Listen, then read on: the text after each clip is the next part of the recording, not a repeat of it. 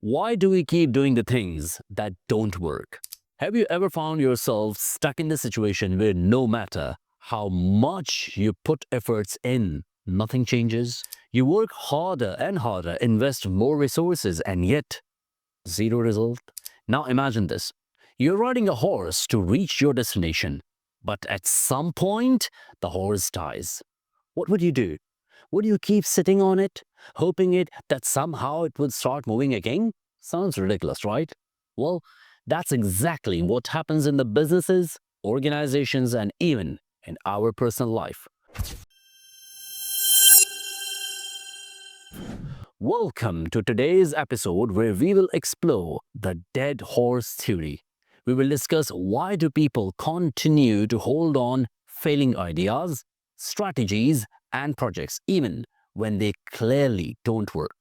I'm Shayan, the founding member of Ideal Educators and EJ Group, business and educational consultant. On this platform, we discussed everything about business, education, and personal growth. Stay tuned. Welcome back. So, what is a dead horse theory? The dead horse theory is a metaphor for the situation where people continue investing time, money, and energy into something that is already failing or beyond repair. Instead of changing directions, they stubbornly keep trying to revive something that's clearly not working. The phrase beating a horse comes from the idea that once the horse is dead, no amount of whipping or motivation can make it run again. And yet, in the real life, we see businesses, leaders, and individuals doing just exactly the same, trying to bring the dead horse back to the life. But why do we do it? This is a question. Why do we struggle to let go of failing strategies? That's where the things get interesting. There are 5 major psychological and organizational reasons behind this behavior. Number 1, sunk cost fallacy. Number 2, fear of change. Number 3, ego and pride. Number 4, bureaucratic inertia. And number 5, misplaced optimism. Let's break it down. Have you ever bought an expensive movie ticket and later you realize that the movie is terrible, but you stayed till the end just because you already paid for that? That's exactly called sunk cost fallacy. The idea that we must continue investing in something just because we have already spent time, money, or efforts on it. Businesses do it all the time. A company spends millions on the project, but instead of shutting it down when it starts failing, they pour in more money with the hope that it will turn around. Change is uncomfortable. Many people stick to what they know even when it's clearly not working, simply because they are afraid of unknown. It feels easier to keep doing the same things rather than take the risk of trying something new. That happens in our life. Sometimes leaders refuse to admit that they have made a bad decision. Accepting failure can feel like a personal defeat to them. So they keep pushing the failing idea just to prove that they were not wrong or they were right. But in reality, strong leaders know when to cut, how to cut the losses, and move on. Here, I will ask you the question. Have you ever seen big organizations hold on outdated policies and the system even when better solutions exist? That's exactly called bureaucratic inertia. You know, processes and the structures in the large organizations often make it difficult to change course quickly, even when the need is obvious. If we just try a little bit harder, if we invest a little bit more into the project, if we give it one more chance, This mindset keeps people chasing after the failing projects, where people hope just a little bit more effort will result something, where things will turn around. But in reality, it doesn't happen. One of the most famous examples of the dead horse theory in the business is Kodak. In 1970s, Kodak was a global giant in photography, but when the digital cameras started emerging in the market, Kodak ignored the trend. Why? Because they were too attached to their film business. Even when they developed the digital camera themselves, they refused to push it into the market because they were afraid that it would kill the existing product, the real camera, remember? So instead of adapting, they were stuck into their old ways, which is an example of beating the dead horse.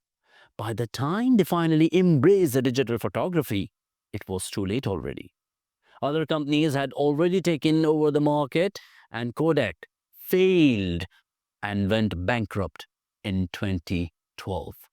This was a perfect example of why holding on the failing strategies can be more dangerous than letting them go. Let's move over the next section of this podcast, how to stop beating the dead horse. To avoid wasting time, energy, and resources on the things that no longer work, follow these 5 strategies. Number 1, recognize the signs early. Number 2, make data driven decisions. Number 3, be open to change. Number 4, cut your losses. Number 5, encourage innovation. Now, let's take a closer look on each one. If something isn't working despite repeated efforts, it's time to pause and analyze the situation. Many people, many people keep pushing forward and forward with the hope that the things will improve. But usually it leads to more wasted efforts. Look for the clear signs, declining results, negative feedback, or spontaneous obstacles. The earlier you recognize a failing strategy, the easier it is to adjust or stop before it's too late. Decisions should be based on facts, not emotions.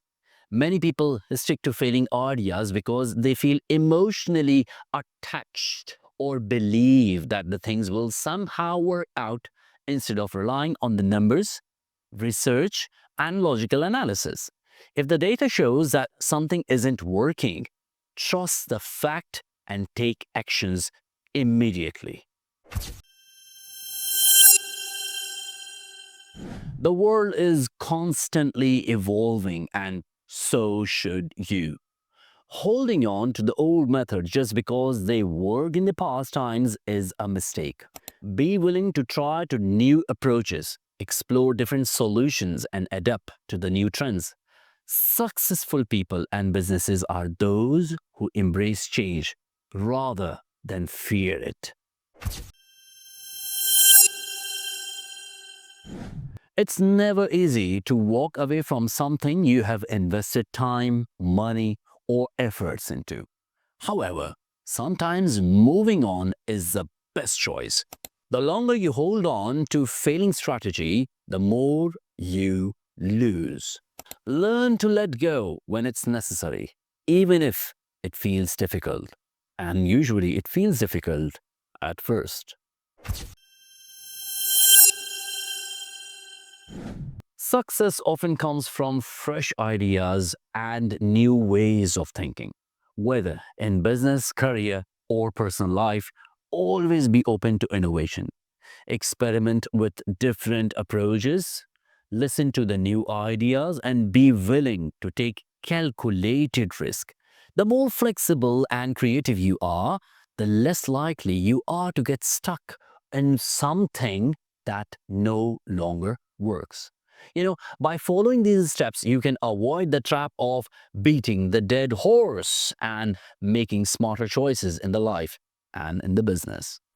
Ask yourself, am I afraid of change even though I know deep down that it isn't working? Ask yourself, is my ego stopping me from admitting that there is a need to take different path? If the answer is yes, then maybe, just maybe, it's time to get off the dead horse and move forward. If you found this discussion helpful, share it with your friends who might need to hear this. Or even you can share it with your managers because they really need it. And remember, success is not about holding on to the past. It's about knowing when to move. Thank you. Thank you so much for tuning in. Stay smart, stay adaptable, and I'll see you in the next episode. Bye-bye.